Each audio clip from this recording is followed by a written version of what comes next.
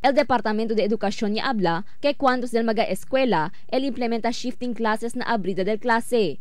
Por causa na falta número de mga classrooms y cuantos escuela él no hay más lugar o espacio donde puede hacer levantar un edificio. Por ejemplo, el San Jose Gusu, donde él bunka con 7 classrooms na escuela por causa na proyecto de ancha con el camino na lugar.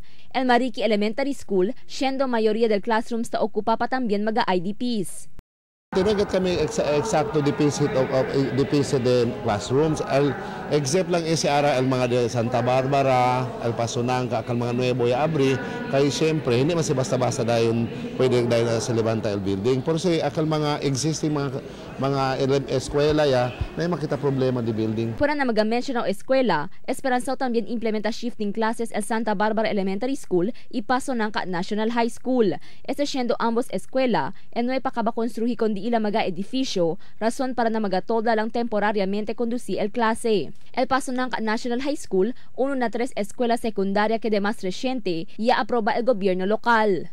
Especialmente aquel no hay buildable space. Kasi siya nang kita buildable space na era problema. Manada como de atun City High West, Zamboanga City High School West. Actualmente tiene se ali intended para levanta 80 classrooms, pero el problema el buildable space. So por eso gani tiene se aquel one-story building, tiene se schedule for demolition niya. Además está según bastante el classrooms del otros escuela na ciudad.